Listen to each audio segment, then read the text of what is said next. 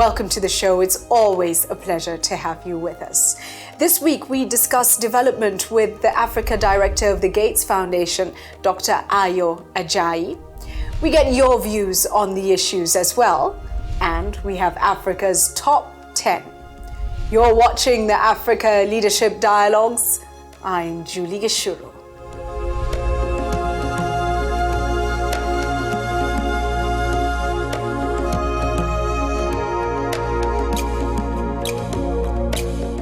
On the show this week, we speak with Dr. Ayo Ajayi. We focus on matters of development in Africa and reproductive health as well, and the role that the Gates Foundation is playing.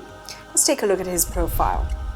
Dr. Ayo Ajayi is leading the Gates Foundation's work on policy, advocacy, and government relations across Africa, as well as the Foundation's offices in Ethiopia, South Africa, and Nigeria. He has previously served as Regional Director for Sub-Saharan Africa for the Population Council. That was for 16 years, leading the establishment of the organization's presence and program work in reproductive health, HIV/AIDS, social science, and operations research, institutional capacity building as well. Dr. Ayo Ajayi earned his medical degree from the University of Ibadan Medical School in Nigeria and his Masters of Public Health with a concentration in health systems from Boston University School of Public Health. The Gates Foundation is the largest private foundation in the world, founded by Bill and Melinda Gates, and its aim is to enhance healthcare and reduce extreme poverty. Let's get straight to his views on the issues. Ayo, thank you so much for making time for the Africa Leadership Dialogues. For many Africans, we are hopeful that we will see change, and transformation is happening. In many spaces across Africa, it is happening. But there is the challenge that many people feel in their spaces they are not able to take charge of their story. They're not able to be part of the transformation. And so you often have a mentality of we're waiting for government. Government needs to do this. How can Africans start to take control and take charge of their own story? Well, I think Africans are already beginning to do that. And not just the young people who are so connected with the rest of the world, but also older people too. There's a change in Africa over the last decade, I think, of much more active participation, much more involvement in governance, much more attentive to things that would improve their lives. Everyone is actually quite eager for development in Africa. And individually, I think the penetration of the media, the many social avenues, and just the sense overall of I can make my conditions better, has made it quite much easier for us all in Africa to get a sense of development actually happening right before our eyes. If you were to highlight countries where you see it happening more, what would those countries be? Well, I think it's all across Africa. There's not a single country in Africa that I've been to in the last year or two that's not so much different from what it was, 10 or 15 years ago. Something is changing, and Africa is not left behind. I think the progress that's been made in many countries in just the increase in development activities, you realize that, when the global economy almost collapsed in 2007, 2008, Africa was largely spared of that. And Africa has continued to grow in many parts at very significant clip.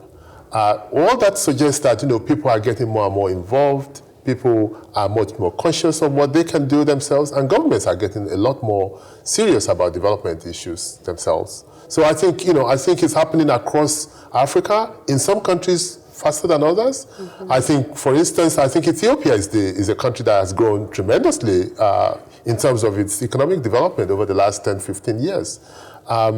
It used to be that, 20, 30 years ago, Ethiopia was probably the largest exporter of refugees in Africa. Now it's the single largest country that receives the largest number of refugees in Africa. And that just shows you the shift in the development in that country. I highlight it because I think it's probably the most visible But it's not alone. I mean, across Africa, you see developments. In some places faster than others, but clearly there's a change in Africa. Incredible that you were saying you see it everywhere in Africa, and that's good news. That's great news. Let's go to the role of the Bill and Melinda Gates Foundation in transforming society, which in many ways is what it's trying to do across the globe. You're at the helm of the Africa operation. What are you most excited about in terms of where you are engaging? Well, I'm excited about several things. One, because I think the timing is right for the kind of assistance that the Bill and Melinda Gates Foundation offers, which is an opportunity to encourage Africans to develop themselves by forming the appropriate partnerships, by focusing on things that can actually be done both by government, but at an individual level, but also by providing a lot of the know-how, a lot of the technical assistance that makes things possible, make things happen, by introducing lots of innovations for countries. I think what I'm most happy about is the fact that the foundation is essentially a catalyst. What it does is catalyze its partners to introduce and to commit themselves to working with governments and civil society in order to make development happen. Everything the foundation does is through partnerships. The foundation has a lot of resources of its own, but it's not enough to solve all the problems that it sees around the world. It does what it does well by forming the appropriate partnerships because it has the credibility, it's got access to a lot of know-how, a lot of technical assistance, and it's almost everywhere. We work in over 45 countries in Africa, although we prioritize a few of them as being the ones we focus the most attention on. Let's talk about sectors. Okay. And agriculture is a sector that I think offers so much promise to the continent. Healthcare has become a serious issue. Even as Africa transforms, we are there's an evolution in the challenges that we're facing in healthcare. So you tell me, what for you, which sectors are most exciting? Well, I mean, both of those sectors are clearly very, very, very important, and we're very active in both agricultural and the health sector. Mm-hmm. But we're also active in the area of financial inclusion, which is financial services to the poor, which is actually facilitated by the increase in technology, and particularly by the penetration of mobile phones and smartphones in Africa, which really has leapfrogged the development of Africa in so many ways and makes it possible for innovative approaches to reach the average person has become more possible. But, when we talk about agriculture, I mean, our primary, belief is that, a large population of Africa is actually involved in smallholder agriculture. We know that, productivity can be increased 4, 5, 6 times in many of the countries. And we also know that the largest proportion of the human race has been lifted out of poverty through agricultural innovation. So what we try to do is to increase agricultural productivity and at the same time work with the governments to set up the policies that makes it possible for access to markets. Because our theory of change is that, individual agricultural productivity, particularly with smallholder farms, which are like 85% of farmers in Africa across 80 to 85%, increase in productivity, access to markets means increase in revenues, increase in income, which makes it possible for farmers to invest in education for their kids, for them to invest in education, housing for themselves, for them to have much better nutrition. All of this contributes to a much more fulfilling and much more satisfying life. It also makes it possible for them to think of ways in which they can have an increase in quality of life.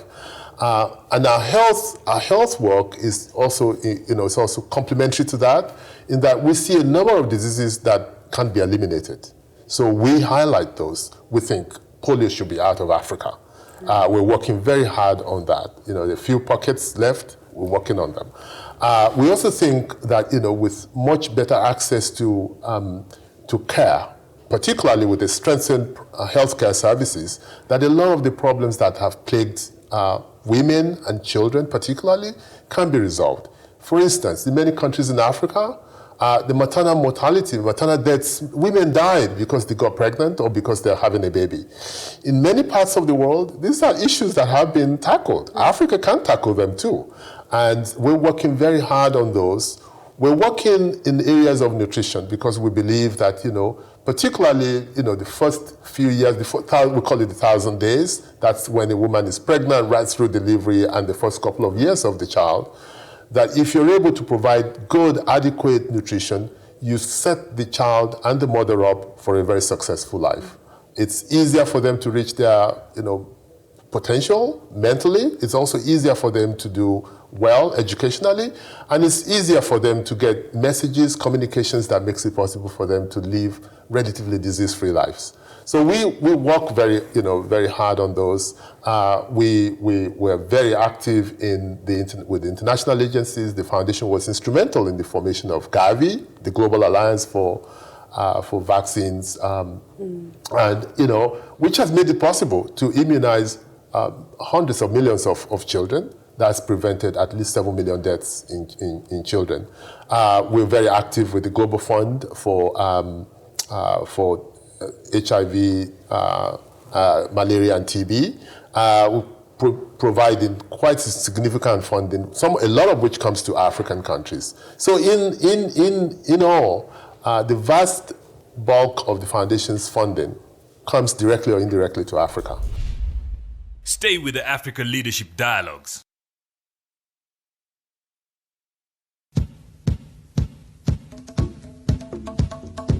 I'll just take a moment to say that the Bill and Melinda Gates Foundation, as Ayo says, works with many partners. But if this couple was not motivated to make a change in the world, millions of lives would not have been transformed. And we'll come to the issue of African philanthropy in just a moment. But before we get there, we've spoken about health and agriculture, and I just want to get a sense of where you believe that African leaders are now in terms of delivering on promises that they are making. So we're now starting to hear African governments pledge that they're going to act. We've seen the Malabo Declaration and on agriculture, and commitments made in healthcare and education and the rest of it. Particularly with agriculture and healthcare, though, are governments delivering on their promises, or are we not where we should be yet? Well, we can always do better. That's very diplomatic. Yeah, no. I mean, I truly believe that. I mean, So we're not doing well, is what we're saying. We're not doing as well as we could do, which is why we feel that the assistance, the help that the Bill and Melinda Gates Foundation provides has helped in some instances to strengthen governments to deliver on the promises that they've made.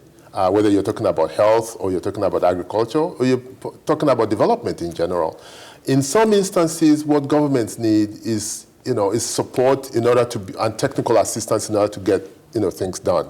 But I actually believe that there is a climate of seriousness among leaders in Africa, and civil societies are increasingly more active. A good example is the recent elections in Nigeria, which is the first time a sitting government has been voted out of power by just the common person that believes that I have the power. I could choose to use it in this way. I think it's all very good. I'm not being diplomatic necessarily. I'm just saying that I rather see the glass half full than half empty. I've been around long enough to have seen the pace of development in Africa, 30 years ago and now, and I see a very big difference. In part because the population structure has changed. I mean, there is more younger people now. 60% of Africans are young people. And they don't necessarily believe that they are powerless, and many of them are very actively involved in, where you're talking of social media or you're talking about community participation. Everywhere, I find that to be incredibly uplifting. And I think the next generation will do a much better job than the current one, because that's how development happens. Right.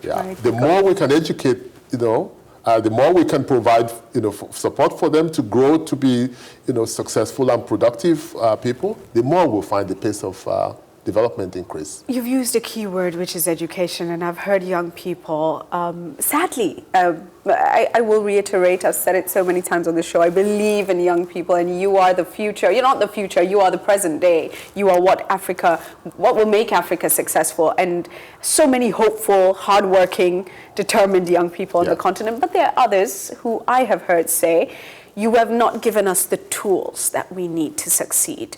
Our education systems are not what they should be. How do you expect me to survive in the world today with all these challenges, yet you have not equipped me?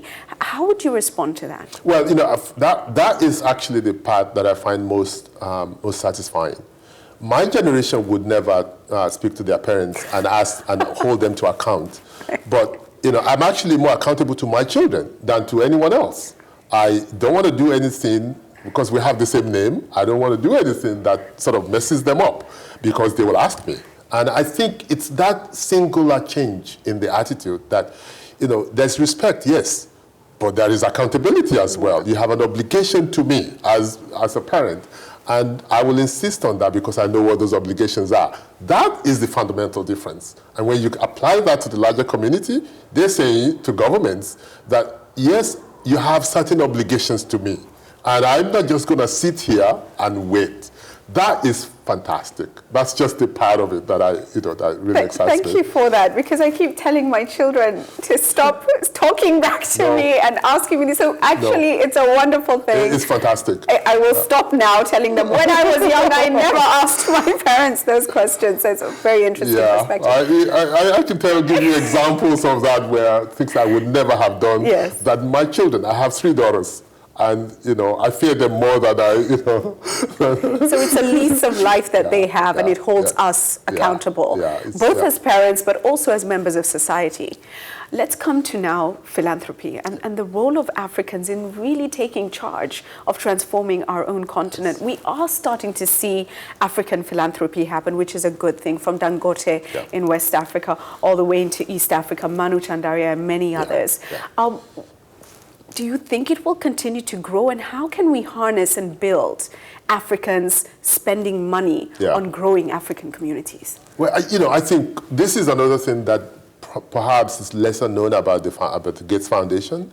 Not only did Bill and Melinda commit themselves to giving much of their wealth away, they've also got a lot of their friends and fellow billionaires to do the same.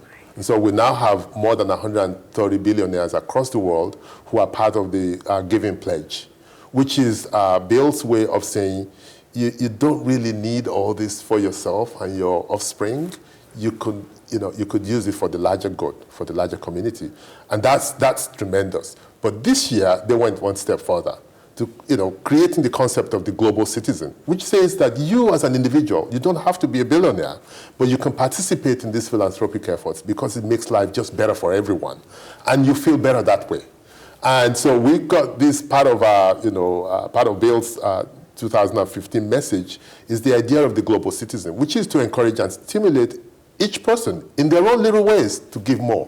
Right. And that way we supplement or complement the efforts of government.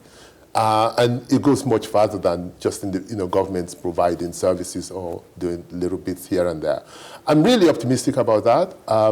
I feel that progress is made by all of us working in the same direction, and that direction is towards development, and that direction is towards personal commitment to making life better for others. It's a new concept. It's also an old concept, but this is the first time we're using the power of social media and all of that to make it much more widely known, that you as an individual can do just a little bit on your own part by contributing to this, to the idea of philanthropy. And if you want to know more about it, the website is on the screen. Please do take a look and see if you can be part of contributing. Let's go now to the threats facing the continent today. If you were asked to highlight the major threats, 3 of them, what would they be? Well, I think we still have pockets of insecurity, which makes it difficult to provide programs and services that reach people. Those are quite important. We still have way more poverty than is acceptable. Too many people are living below the poverty line. We need to accelerate the pace of development in general, and particularly eradicating poverty. I think there's way too many diseases that that kill people unnecessarily. We have vaccines that can prevent some of those diseases, particularly in children. I think we could do a lot more. And frankly speaking, with all the work that we're doing in agriculture and in productivity, far too many people go to bed hungry. Right. And so these areas are things that we can work on, we can make a difference in a relatively short period of time, because we've got the technology, we've got the resources, we've got the know-how, we need the will. And this is what's most important about. We need the will to deploy everything to all these resources that we've got, and we need the partnership that makes it possible to leverage and to build on each other's work and each other's contribution. You've raised the issue of poverty, and Bill is passionate about the idea that we can end poverty. Yes. Let's talk about that a little bit. The small steps that it takes to get there. How can we do it? Well, many countries actually do have poverty eradication plans. Those plans are fantastic. They are great. But they seem very far removed from the realities. The implementation, on the other hand, is another problem.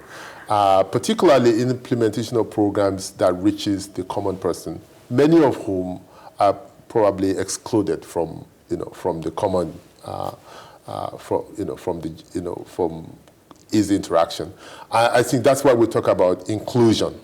And the people who are most left out of this are women and children, mostly. So we're highlighting the plight of women and children. I'm sure in this conference itself, you see a lot of emphasis on poverty is sexist, because more women are affected by that. I think we have to pay more attention to the living circumstances of women and children, and make sure that they have the knowledge, the capacity that they need to improve themselves. And we have to be much smarter about how we do it. I think more countries are really involved in eradicating poverty. It's the implementation of the poverty reduction programs that's problematic.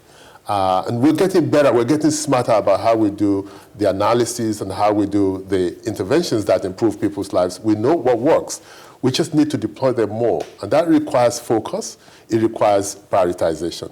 And that's areas where the foundation actually provides help to countries. Ayo, can we end poverty in our generation? I think we can.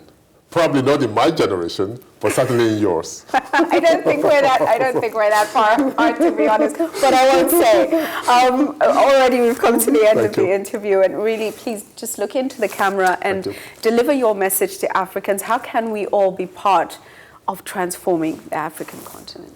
Well, I think the transforming the African continent requires us to be attentive and to focus attention on what's really important. I think everyone has an opportunity to contribute.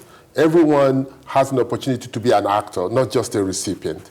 Africa as a whole is moving from a continent that's just waiting for development assistance to one that's taking control of its own development agenda.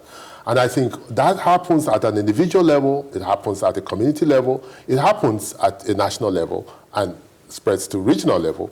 But it's important that each one commit themselves to doing just a little bit better each day. And together, collectively, it makes a huge difference.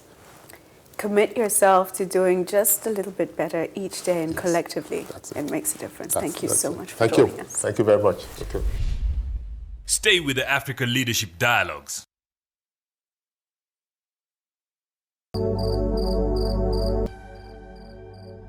I am Dr. Ayo Ajayi. You're watching the Africa Leadership Dialogue. What an insightful and uplifting interview, and what incredible work the foundation is doing across Africa. Again, it comes back to each and every one of us though. What role can we play? Because, truth be told, Africa is not Bill and Melinda Gates' problem. They could have decided not to get involved, but they are. So for us, as Africans, what are we doing? Let's get straight to your views on the issues. This week we asked you, What measures should African states take to lower the infant mortality rates in the continent? Imali Ngusale says, African states should involve men in prenatal and postnatal interventions to help young mothers. Hi, my name is Cynthia Nyongesa. African states can reduce infant mortality rates by increasing the number of women who breastfeed their babies. This is because breast milk contains all the nutrients and vitamins that are important in the development of a child during the first 6 months of life. African states must also ensure that all expectant mothers have access to prenatal care. This is so as to detect any complications that arise in newborns as a result of high blood pressure and diabetes.